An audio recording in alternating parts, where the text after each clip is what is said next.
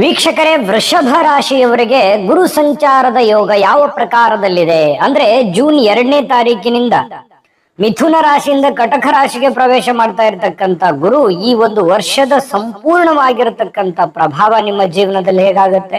ಇದುವರೆಗೂ ಗುರುಬಲ ಇತ್ತು, ನಿಮಗೀಗ ಗುರುಬಲ ಹೋಗ್ತಾ ಇದೆ. ಜೂನ್ 2ರ ನಂತರ ನಿಮಗೆ ಗುರುಬಲ 2ನೇ ಸ್ಥಾನದಲ್ಲಿದ್ದಿಂದ 3ನೇ ಸ್ಥಾನಕ್ಕೆ ಪ್ರವೇಶ ಮಾಡ್ತಾ ಇರ್ತಕ್ಕಂಥದ್ರಿಂದ ನಿಮಗೆ ಗುರುಬಲ ಹೋಗ್ತಾ ಇದೆ ಅಂತಂದ್ರೆ ನಿಮಗೆ ಲಾಭನೇ ಇಲ್ವಾ?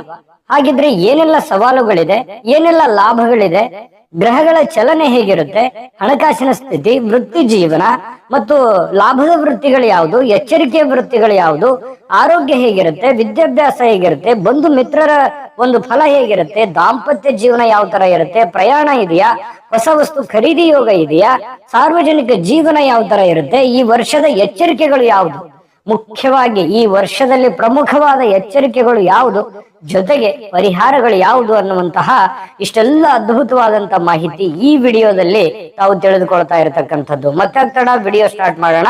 ವೀಕ್ಷಕರೇ, ಗುರು ಕೇವಲ ಇದು ಬರೀ ಸಾಮಾನ್ಯವಾಗಿರ್ತಕ್ಕಂಥ ಬದಲಾವಣೆ ಅಲ್ಲ, ಇದು ಬದಲಿಗೆ ನಿಮ್ಮ ವೃತ್ತಿ ಬದುಕು, ಹಣಕಾಸಿನ ಸ್ಥಿತಿ, ಸಾಮಾಜಿಕ ಜೀವನದ ಮೇಲೆ ದೀರ್ಘಕಾಲದ ಪ್ರಭಾವ ಬೀರತಕ್ಕಂತ ಒಂದು ದೊಡ್ಡ ತಿರುವು ಅಂತಂದ್ರೂ ತಪ್ಪಾಗಲ್ಲ. ನೋಡಿ, ಗುರು ಅಂತಂದ್ರೆ ಜ್ಞಾನ ಹಾಗೂ ಭಾಗ್ಯದ ದೇವನಾಗಿರತಕ್ಕಂತ ಗುರು ಪರಮಾತ್ಮ ಚಂದ್ರನ ಆಧಿಪತ್ಯದ ಕಟಕ ರಾಶಿಗೆ ಪ್ರವೇಶ ಮಾಡ್ತಾ ಇರತಕ್ಕಂಥದ್ದು.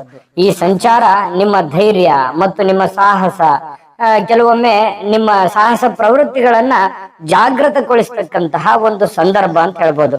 ಈ 2026 ಜೂನ್ ತಿಂಗಳಿಂದ ಮುಂದಿನ ಒಂದು ವರ್ಷಗಳ ಕಾಲ ಸಂಪೂರ್ಣವಾಗಿ ನಿಮ್ಮ ರಾಶಿಯಿಂದ 3ನೇ ಸ್ಥಾನದಲ್ಲಿ ಸಂಚರಿಸ್ತಕ್ಕಂಥದ್ದು. 3ನೇ ಸ್ಥಾನ ಅಂದ್ರೆ ಗುರು ಉಚ್ಚ ಸ್ಥಿತಿಯಲ್ಲಿದ್ರೂ ಕೂಡ ನಿಮಗೆ ಪೂರ್ಣ ಪ್ರಮಾಣದ ಗುರುವ ಒಂದು ಬಲ ಇರೋದಿಲ್ಲ. ಆದ್ರೂ ಕೂಡ ಗುರುವಿನ ದೃಷ್ಟಿ ಭಾಗ್ಯ ಸ್ಥಾನದ ಮೇಲೆ ಇರತಕ್ಕಂಥದ್ರಿಂದ ಜೀವನದಲ್ಲಿ ಅನಿರೀಕ್ಷಿತವಾಗಿರತಕ್ಕಂಥ ತಿರುವುಗಳು ಎದುರಾಗುತ್ತೆ. ಇದು ನಿಮಗೆ ಅನೇಕ ಒಳ್ಳೆ ಫಲಗಳು ಕೊಡೋದಕ್ಕೆ ಅನುಕೂಲ ಆಗತ್ತೆ ಅನ್ನುವಂಥದ್ದು ಗಮನದಲ್ಲಿ ಇಟ್ಕೋಬೇಕಾಗತ್ತೆ. ಇನ್ನು ಈ ಗ್ರಹಗಳ ಒಂದು ಚಲನೆಯ ಪ್ರಭಾವ ಯಾವ ತರ ಇರುತ್ತೆ ಅಂತಂದ್ರೆ ನೋಡಿ, ಈ ಅವಧಿಯಲ್ಲಿ ಗುರು ನಿಮ್ಮ ಒಂದು ಪರಾಕ್ರಮ, ನಿಮ್ಮ ಸ್ಥಾನದಲ್ಲಿ ನೆಲೆಸಿರ್ತಕ್ಕಂಥದ್ದು, ಪರಾಕ್ರಮ ಸ್ಥಾನದಲ್ಲಿ ನೆಲೆಸಿರ್ತಕ್ಕಂಥದ್ದು. ಇದರಿಂದ ನಿಮ್ಮ ಆತ್ಮವಿಶ್ವಾಸ ಹೆಚ್ಚಾಗುತ್ತೆ. ಇಲ್ಲಿಯವರೆಗೆ ಅನುಭವಿಸುತ್ತಿದ್ದಂತಹ ಹಿಂಜರಿಕೆಗಳು ದೂರವಾಗ್ತವೆ. ನಿಮ್ಮ ಮನಸ್ಸಿನಲ್ಲಿರ್ತಕ್ಕಂಥ ಇದುವರೆಗೂ ಒಂದು ಅನುಭವದ ಕೊರತೆ ಇತ್ತು, ಈಗ ಸಾಕಷ್ಟು ಅನುಭವ, ಜ್ಞಾನ, ಜೀವನ ಪಾಠ ಕಲಿಸಿರುತ್ತೆ. ಇದು ನಿಮ್ಮ ಹೊಸ ನಿರ್ಧಾರಗಳನ್ನ ತೆಗೆದುಕೊಳ್ಳೋದಕ್ಕೆ ಶಕ್ತಿ ತುಂಬುತ್ತೆ. ಇನ್ನು ಶನಿದೇವನ ದೃಷ್ಟಿಯು ನಿಮ್ಮ ದಶಮ ಭಾವದ ಒಂದು ಸ್ಥಾನದ ಮೇಲೆ ಇರತಕ್ಕಂಥದ್ರಿಂದ ಕೆಲಸದಲ್ಲಿ ಸ್ವಲ್ಪ ಒತ್ತಡ ಹೆಚ್ಚಾಗುವಂತ ಸಾಧ್ಯತೆಗಳಿರುತ್ತೆ. ಆದ್ರೂ ಕೂಡ ಗುರುವಿನ ಶುಭ ದೃಷ್ಟಿಯ ಪ್ರಭಾವ 7ನೇ ಹಾಗೂ 9ನೇ ಮನೆಯ ಮೇಲೆ ಇರ್ತಕ್ಕಂಥದ್ರಿಂದ ಕಠಿಣ ಪರಿಶ್ರಮಕ್ಕೆ ಒಂದು ತಕ್ಕದಾಗಿರ್ತಕ್ಕಂಥ ಯಶಸ್ಸು ನಿಮಗೆ ಸಿಗುತ್ತೆ ಅನ್ನುವಂಥದ್ದಂತೂ ತುಂಬಾ ಸ್ಪಷ್ಟವಾಗಿದೆ. ಹಾಗಿದ್ರೆ ಒಂದೊಂದಾಗಿ ವಿವರಣೆಯನ್ನ ಇಲ್ಲಿ ನಾವು ನೋಡ್ತಾ ಹೋಗೋಣ. ಮೊದಲಿಗೆ ಈ ವರ್ಷದಲ್ಲಿ ಹಣಕಾಸಿನ ಸ್ಥಿತಿಗತಿ ಯಾವ ತರ ಇರುತ್ತೆ ಈ ಗುರು ಗೋಚಾರ ಪ್ರಭಾವದಿಂದ ಅಂತ ನೋಡಿದ್ರೆ, ನೋಡಿ, ಈ ಒಂದು ವರ್ಷದ ಅವಧಿಯಲ್ಲಿ ನಿಮ್ಮ ಆದಾಯದ ಮೂಲಗಳು ಹೆಚ್ಚಾಗತ್ತೆ, ಆದರೆ ಖರ್ಚುಗಳು ಕೂಡ ಸಮಾನಾಗಿ ಬೆಳೀತಕ್ಕಂತ ಸಾಧ್ಯತೆಗಳಿದೆ. ಇನ್ನು ಈ ಷೇರುಪೇಟೆ ಅಥವಾ ಈ ಹಳೆಯ ಆಸ್ತಿ ಮಾರಾಟದಿಂದ ನಿಮಗೆ ಈ ಒಂದು ವರ್ಷದಲ್ಲಿ ಯೋಗ ಇರತಕ್ಕಂಥದ್ದು, ಅಂದ್ರೆ ಲಾಭವನ್ನ ಪಡ್ಕೊಳ್ಳುವಂತಹ ಯೋಗಗಳು ಈ ಒಂದು ಮೂಲದಿಂದ ಕೆಲವೊಂದು ಜನರಿಗೆ ಕಂಡು ಬರುತ್ತೆ. ಅಂದ್ರೆ ಈ ಲಾಭದ ವೃತ್ತಿಗಳು ಯಾವುದು ಅಂದ್ರೆ ನಿಮಗೆ ಬಹಳ ತುಂಬಾ ಲಾಭ ತರತಕ್ಕಂತಹ ವೃಷಭ ರಾಶಿಗೆ ಯಾವ ವೃತ್ತಿಗಳಲ್ಲಿ ಲಾಭ ತರುತ್ತಂತಂದ್ರೆ ಈ ಬರವಣಿಗೆ, ಪತ್ರಿಕೋದ್ಯಮ, ಸಂವಹನ ಕ್ಷೇತ್ರ, ಮಾರ್ಕೆಟಿಂಗು, ಸಣ್ಣ ಪ್ರಮಾಣದ ಕೈಗಾರಿಕೆಗಳು, ಕಲೆ ಹಾಗೂ ತಾಂತ್ರಿಕ ವಿಭಾಗಗಳಲ್ಲಿ ಇರ್ತಕ್ಕಂತಹ ಅತ್ಯಂತ ಒಂದು ಶುಭಕಾರಕವಾಗಿರ್ತಕ್ಕಂಥ ಫಲಗಳು ಈ ಕ್ಷೇತ್ರಗಳಲ್ಲಿ ನಿಮ್ಗೆ ಕೊಡುತ್ತೆ. ಇನ್ನು ನೀವು ಬಹಳ ಎಚ್ಚರಿಕೆ ಇರಬೇಕಾಗಿರುವಂತದ್ದು, ಬಹಳ ಮೈಯೆಲ್ಲ ಕಣ್ಣಾಗಿಸಿ ಬಹಳ ಗಮನದಲ್ಲಿ ಇಟ್ಕೊಂಡು ಮಾಡ್ತಕ್ಕಂಥ ವೃತ್ತಿಗಳು ಯಾವುದು ಅನ್ನೋದ್ರ ಬಗ್ಗೆ, ಜೊತೆಗೆ ನಿಮ್ಮ ಆರೋಗ್ಯ, ಮಕ್ಕಳು, ಅಥವಾ ಈಗ ನಾನು ಇಂಟ್ರೋದಲ್ಲಿನ ಹೇಳಿದ ಹಾಗೆ ಆ ಎಲ್ಲ ವಿಚಾರಗಳ ಬಗ್ಗೆ ವಿಸ್ತೃತವಾಗಿ ತಿಳಿಸೋಣ. ಆದ್ರೆ ಅದಕ್ಕಿಂತ ಮುಂಚೆ ಒಂದು ಮುಖ್ಯವಾದಂತ ವಿಡಿಯೋ ಇದೆ, ಅದು ನೀವು ನೋಡ್ಲೇಬೇಕು, ನಿಮಗಾಗಿನೇ ಇರುವಂತದ್ದು. ಅದು ನೋಡ್ಕೊಂಡ್ ಬನ್ನಿ, ಮತ್ತೆ ಈ ವಿಡಿಯೋದಲ್ಲಿ ನಾವು ಮುಂದುವರೆಯೋಣ. ವೀಕ್ಷಕರೇ, ನೀವಿನ್ನೂ ನಿಮ್ಮ ಜಾತಕ ಬರಸೇ ಇಲ್ವಾ? ನಿಮ್ಮ ಮಕ್ಕಳ ಜಾತಕ ನೀವಿನ್ನೂ ತೆಗೆದುಕೊಂಡೇ ಇಲ್ವಾ? ಜಾತಕ ತಗೊಳ್ಳುವಂತದ್ದಕ್ಕೆ ಒಂದು ಸುವರ್ಣ ಅವಕಾಶ ಇದೆ. ಈ ವಿಡಿಯೋದ ಕೆಳಗಡೆ ಅಂದ್ರೆ ಡಿಸ್ಕ್ರಿಪ್ಷನ್ ಇದೆ. ಈ ವಿಡಿಯೋದಲ್ಲ, ಈ ವಿಡಿಯೋದ ಕೆಳಗಡೆ ಡಿಸ್ಕ್ರಿಪ್ಷನ್ ಇದೆ. ಆ ಡಿಸ್ಕ್ರಿಪ್ಷನ್ ಅಲ್ಲಿ ಒಂದು ಲಿಂಕ್ ಇದೆ. ಆ ಲಿಂಕಿನ ಮೇಲೆ ಕ್ಲಿಕ್ ಮಾಡಿದ್ರೆ ಮತ್ತೊಂದು ವಿಡಿಯೋ ಓಪನ್ ಆಗುತ್ತೆ. ಆ ವಿಡಿಯೋ ನೋಡಿದ ಮೇಲೆ ನಿಮಗೆ ಜಾತಕದ ಸಂಪೂರ್ಣ ಮಾಹಿತಿ ಸಿಗುತ್ತೆ. ನೀವು ಉಪಯೋಗ ಮಾಡ್ಕೊಳ್ಳಿ ಅಂತ ಹೇಳ್ತಾ, ಈಗಲೇ ಆರ್ಡರ್ ಮಾಡ್ಕೊಂಡು ತರಿಸ್ಕೊಳ್ಳಿ ಅಂತ ಹೇಳ್ತಾ. ನೋಡಿದ್ರಲ್ಲ ವೀಕ್ಷಕರೇ, ಇದು ಆರ್ಡಿನರಿ ಜಾತಕ ಅಲ್ಲ. ನಮ್ಮ ಭಾರತ ದೇಶದಲ್ಲಿಯೇ ಅತ್ಯುತ್ತಮವಾಗಿರತಕ್ಕಂತ ಜನ್ಮ ಜಾತಕ. ಪ್ರತಿ 80ರಿಂದ 100 ಪುಟ ನಿಮ್ಮ ಒಬ್ರದೇ ಅಂತಂದ್ರೆ ನೀವು ಲೆಕ್ಕ ಹಾಕೊಂಡ್ಬಿಡಿ ಅದು ಎಷ್ಟು ವಿಸ್ತೃತವಾಗಿರುತ್ತೆ ಅಂತ ಹೇಳಿ. ಈಗಲೇ ಆರ್ಡರ್ ಮಾಡ್ಕೊಂಡು ತರಿಸ್ಕೊಳ್ಳಿ ಅನ್ನುವಂತ ಮಾತನ್ನ ಹೇಳ್ತಾ ಬನ್ನಿ, ಹಾಗಿದ್ರೆ ವಿಡಿಯೋದಲ್ಲಿ ಮುಂದುವರಿಯೋಣ. ಈ ಎಚ್ಚರಿಕೆಯಿಂದ ಇರ್ಬೇಕಾಗಿರ್ತಕ್ಕಂಥ ವೃತ್ತಿಗಳು, ಕೆಲಸಗಳು ಯಾವುದು ಅಂತಂದ್ರೆ, ಹಣಕಾಸಿನ ವ್ಯವಹಾರಗಳಲ್ಲಿ ಬಹಳಷ್ಟು ಎಚ್ಚರಿಕೆಯಿಂದ ನಡೆದುಕೊಳ್ಬೇಕಾಗತ್ತೆ. ದೊಡ್ಡ ಮಟ್ಟದ ಸಾಲ ನೀಡುವುದಾಗ್ಲಿ ಅಥವಾ ದೊಡ್ಡ ಮಟ್ಟದ ಸಾಲ ತರುವುದಾಗ್ಲಿ ಇದ್ರ ಬಗ್ಗೆ ಬಹಳ ಗಮನ ಹರಿಸ್ತಕ್ಕಂಥದ್ದು ಒಳ್ಳೇದು. ಇನ್ನು ಅಪರಿಚಿತರೊಂದಿಗೆ ಪಾಲುದಾರಿಕೆ ವ್ಯವಹಾರ ಮಾಡುವಂಥದ್ದು, ಯಾವುದೋ ಗೊತ್ತಿರಲಾರದಂತ ವ್ಯಕ್ತಿಗಳಿಗೆ ಇಂಪ್ರೆಸ್ ಆಗಿ ಅವ್ರ ಜೊತೆಯಲ್ಲಿ ಈ ಪಾರ್ಟ್ನರ್ ಇಂದ ಉದ್ಯೋಗ ಮಾಡುವಂಥದ್ದು ಅಷ್ಟೊಂದು ಒಳ್ಳೆ ಫಲಗಳನ್ನ ನಿಮಗೆ ತಂದು ಕೊಡಲ್ಲ. ಬಹಳ ಜಾಗರೂಕರಾಗಿರ್ಬೇಕು. ಹೊಸ ಉದ್ಯೋಗದ ಹುಡುಕಾಟದಲ್ಲಿ ಇರುವಂತವರಿಗೆ ಜೂನ್ ತಿಂಗಳ ನಂತರ ಉತ್ತಮವಾಗಿರತಕ್ಕಂತ ಅವಕಾಶಗಳು ಮತ್ತು ಈಗಲೂ ಕೂಡ ನಿಮಗೊಂದು ಒಳ್ಳೆ ಅವಕಾಶಗಳು ಇದೆ. ಆ ನಿಟ್ಟಿನಲ್ಲಿ ನೀವು ಪ್ರಯತ್ನ ಮಾಡಬೇಕು. ಉದ್ಯೋಗದಲ್ಲಿ ವರ್ಗಾವಣೆ ಬಯಸುವಂತವರಿಗೆ ಸ್ವಲ್ಪ ಮನಸ್ಸಿಗೆ ಇಷ್ಟವಾದ ಸ್ಥಳ ಸಿಗುವಂತ ಸಾಧ್ಯತೆಗಳು ಕೂಡ ಇಲ್ಲಿ ಕಂಡು ಬರುವಂತದ್ದು.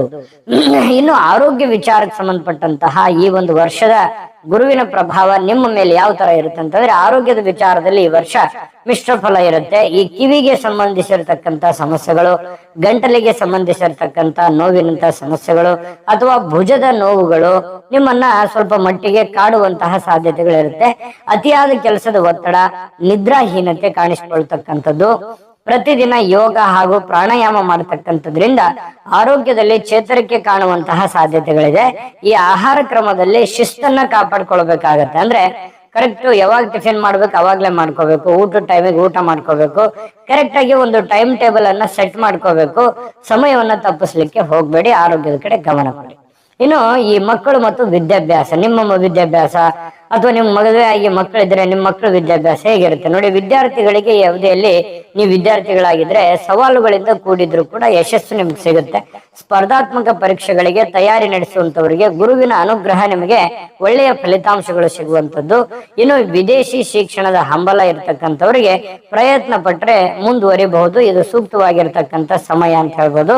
ಇನ್ನು ನಿಮ್ಮ ಮಕ್ಕಳು ಓದ್ತಾ ಇದ್ದಾರೆ, ನಿಮ್ಮ ಮಕ್ಕಳ ಬಗ್ಗೆ ಚಿಂತೆ ಮಾಡ್ತಾ ಇದ್ರಿ ಅಂತಂದ್ರೆ ನಿಮಗೆ ಹೆಮ್ಮೆ ತರುವಂತಹ ಒಂದು ಸಾಧನೆಯನ್ನ ಮಾಡ್ತಾರೆ.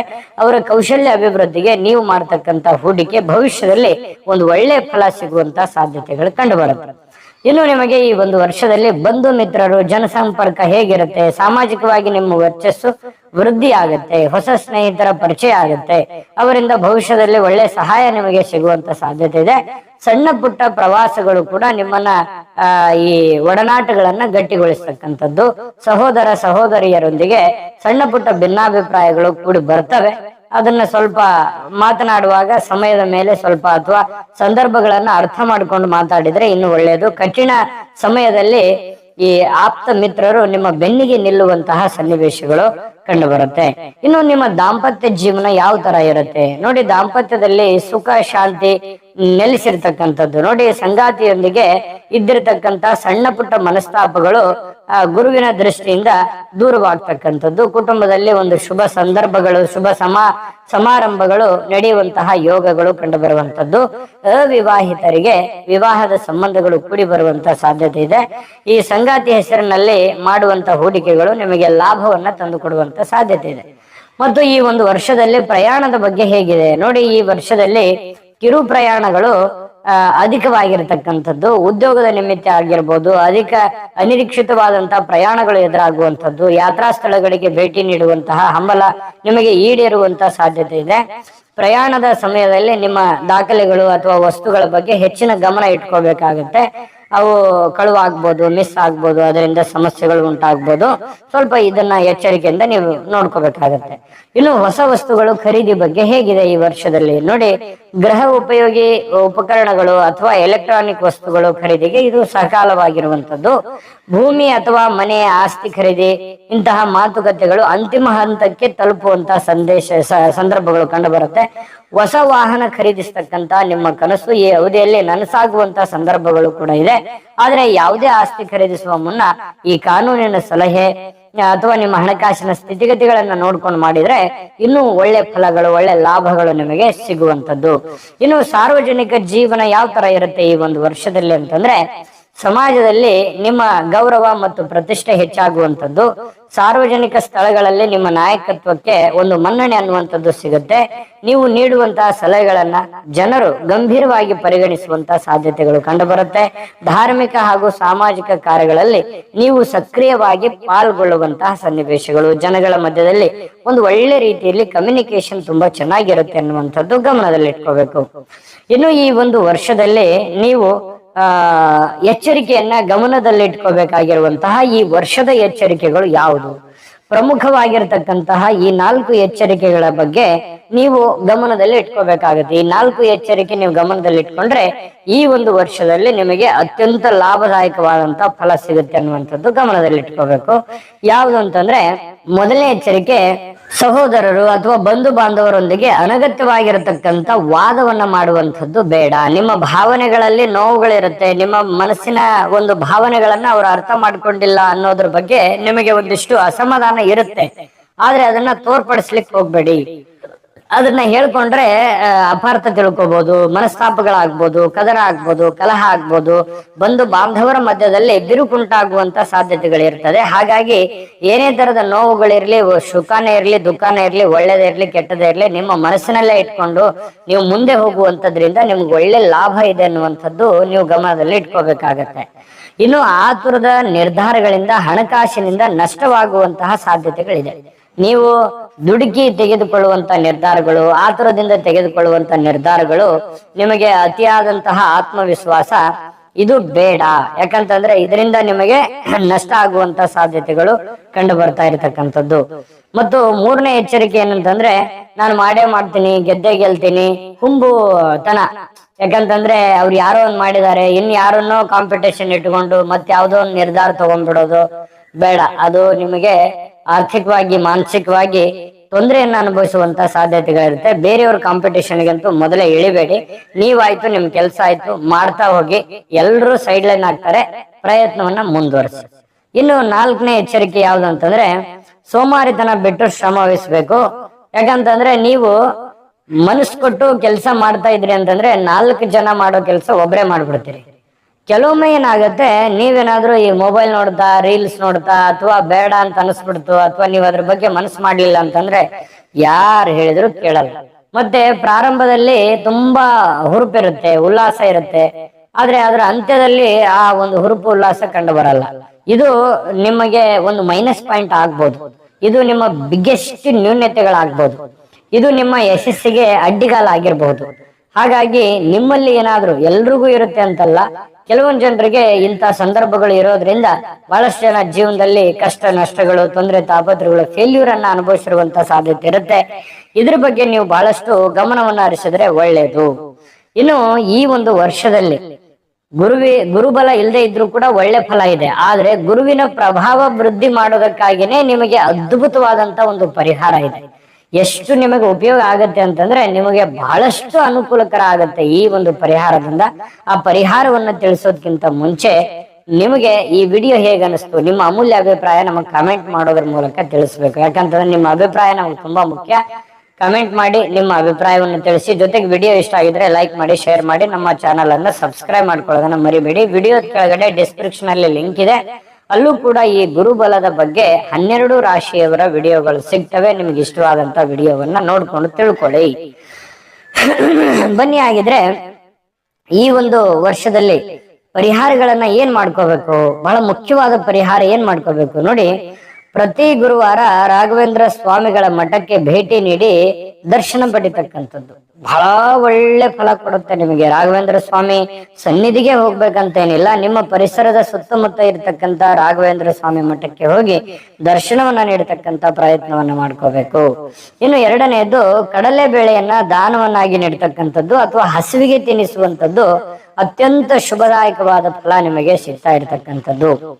ಇನ್ನು ಮೂರನೆಯದು, ದಕ್ಷಿಣಾಮೂರ್ತಿ ಸ್ತೋತ್ರವನ್ನ ಪಠಣ ಮಾಡತಕ್ಕಂಥದ್ರಿಂದ ಮನಸ್ಸಿನ ಗೊಂದಲಗಳು ನಿವಾರಣೆ ಆಗುವಂಥದ್ದು, ನಿಮಗೆ ಒಂದು ಕಾನ್ಫಿಡೆನ್ಸ್ ಲೆವೆಲ್ ಜಾಸ್ತಿ ಆಗುತ್ತೆ. ಇನ್ನು ನಾಲ್ಕನೇ ಒಂದು ಪರಿಹಾರವನ್ನ ನೋಡೋದಾದ್ರೆ, ಹಿರಿಯರು ಮತ್ತು ಈ ಗುರು ಸಮಾನರಾಗಿರ್ತಕ್ಕಂಥವರ ಆಶೀರ್ವಾದವನ್ನ ಪಡಿತಕ್ಕಂಥದ್ದು, ನಿಮ್ಮ ಕೆಲಸಗಳಲ್ಲಿ ಎದುರಾಗುವಂತ ಅನೇಕ ವಿಘ್ನಗಳು ನಿವಾರಣೆ ಆಗುವಂಥದ್ದು. ನೋಡಿ, ಹಿರಿಯರ ಆಶೀರ್ವಾದ, ತಂದೆ ತಾಯಿಗಳ ಸೇವೆ ಮಾಡುವಂಥದ್ದು, ಗುರುಗಳ ಆಶೀರ್ವಾದ ಪಡೆದುಕೊಳ್ತಕ್ಕಂಥದ್ರಿಂದ ಗುರುವಿನ ಅನುಗ್ರಹ ನಿಮಗೆ ಜಾಸ್ತಿ ಆಗುತ್ತೆ. ಇದು ಬಹಳಷ್ಟು ಅದ್ಭುತವಾದ ಪರಿಹಾರಗಳನ್ನ ಮಾಡಿಕೊಂಡು ಇದ್ರ ಉಪಯೋಗ ಪಡ್ಕೊಳ್ಳಿ. ಈ ಒಂದು ವರ್ಷ ನಿಮಗೆ ಸವಾಲುಗಳಿಂದ ಕೂಡಿದ್ದರೂ ಅವುಗಳನ್ನ ಎದುರಿಸಿ ಒಂದು ಹೊಸ ಶಕ್ತಿಯೊಂದಿಗೆ, ಒಂದು ಹೊಸ ಯಶಸ್ಸಿನೊಂದಿಗೆ ಮುನ್ನುಗ್ಗೋದಕ್ಕೆ ಈ ಎಲ್ಲ ಒಂದು ಅಂಶಗಳು ನಿಮಗೆ ಅನುಕೂಲ ಆಗತ್ತೆ. ನಿಮ್ಮ ಪರಿಶ್ರಮದ ಮೇಲೆ ನಂಬಿಕೆ ಇಡಿ, ಗುರುವಿನ ಕೃಪೆಯಿಂದ ಎಲ್ಲವೂ ಒಳಿತಾಗುವಂಥದ್ದು.